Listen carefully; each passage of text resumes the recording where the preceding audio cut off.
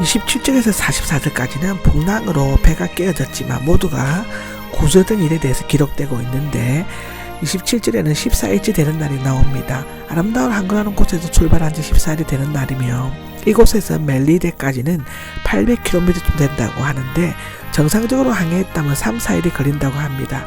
아드리아 바다는 고대에는 이탈리아와 말타, 그레데와 그리스 사이에 있는 바다를 일컫는 말이었는데 지금의 이탈리아와 유고슬라비아 사이의 바다입니다.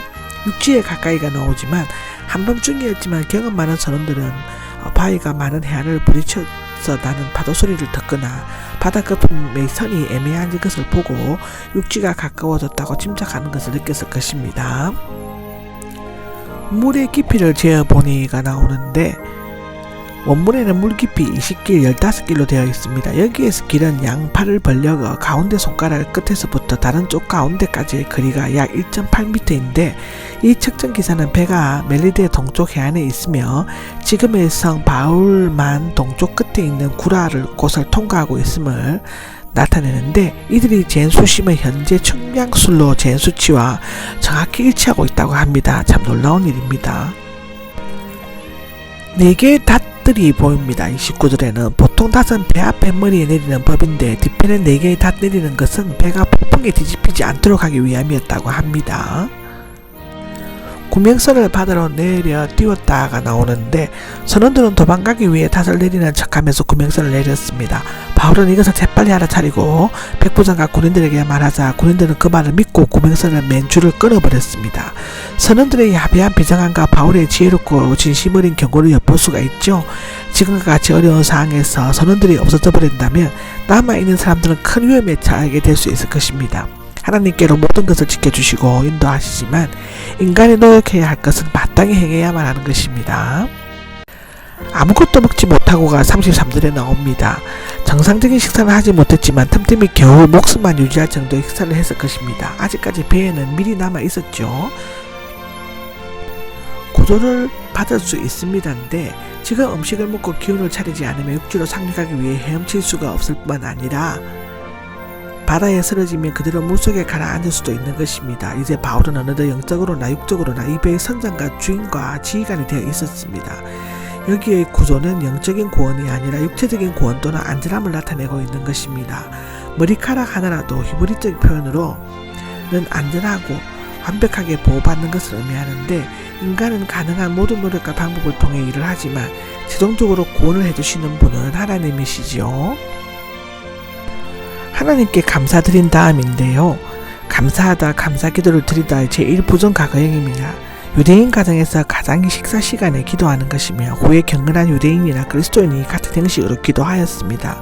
어쩌면 다른 사람들에게는 보통 식사였지만 바울이나 누가에게는 주님의 만찬을 기억해 하는 식사였을 것이죠. 용기를 얻어가 나옵니다. 용기를 얻어 평온하고 기쁜 마음을 가지는 것을 의미하는데 그 자리에는 이교도가 많이 있었겠지만 그동안 바울이 보여준 행동과 진심 어린 기도는 그들에게 평온함과 기쁨을 주어 마음 놓고 식사할 수 있게 하였습니다.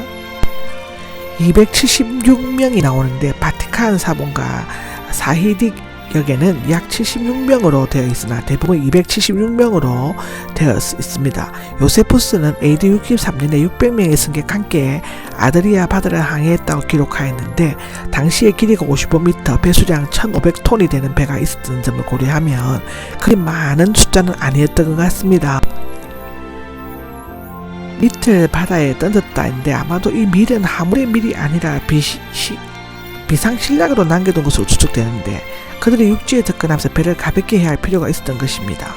배를 데리고 생각하였다는데 아마도 알렉산드리아 선원들은 이 섬에 들르는 일이 있으므로 결코 낯선 곳은 아니었을 것입니다. 그러나 그들이 바라본 그 땅의 주요 항구에서 8km 정도 떨어진 곳에 있었으므로 잘 분간하지 못했을 것으로 기록되어져 있고 평평한 모래밭이 있던 어떤 작은 항만이 되어 있는데 이 평평한 모래밭이 있는 작은 규모의 항만을 말하는데 배를 댈 만한 곳은 아니었지만 그쪽에 배를 대려고 생각하였던 것 같습니다. 아무래도 심사숙고하여 열심히 보았다는 뜻일 것 같죠. 닷들을 끌었는데 선원들은 이미 화물과 배의 도구 식물을 버렸죠. 이제는 더 이상 사용할 필요가 없는 닷까지 끊어버린 것은 마지막 최후 단계까지 온 것을 의미하는데 그들은 히드를 묶었던 밧줄들을 늦추고 앞에 있는 작은 돛을 올려 바람을 타게 한 후 모래밭이 있는 해안쪽으로 배를 몰고 갔다고 기록되어져 있습니다. 두 물살이 만나는 곳이 나오는데 육지에서 흘러내리는 물과 바닷속으로 올라오는 조류가 합하는 곳을 말합니다. 이곳은 멜리데 섬의 서북쪽에 있는 살모네타라는 작은 섬 사이에 폭이 90m 정도 되는 지점에 있었다고 하는데, 이런 곳에서는 물살이 세어서 배를 마음대로 조종할 수가 없었습니다.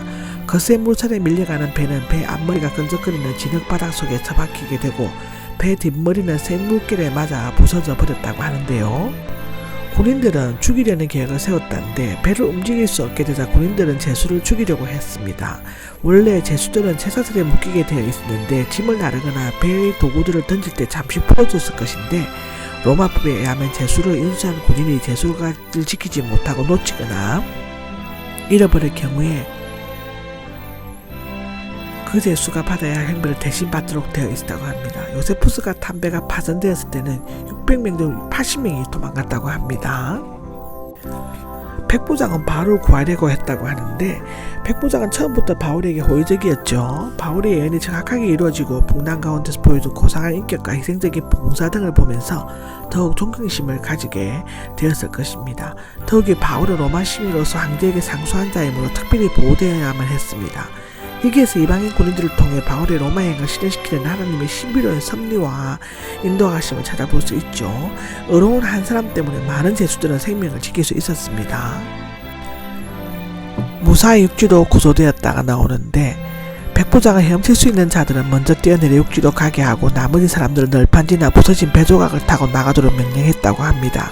모든 사람이 무사히 육지로 구조된 것은 하나님의 보호하신 가운데서 바울이 발휘한 담대한 통솔력 때문이었죠. 한편 백부장도 처음과는 달리 훌륭한 지각과 공정함을 보여줌으로써 훌륭한 군인의 모습을 보여주었습니다.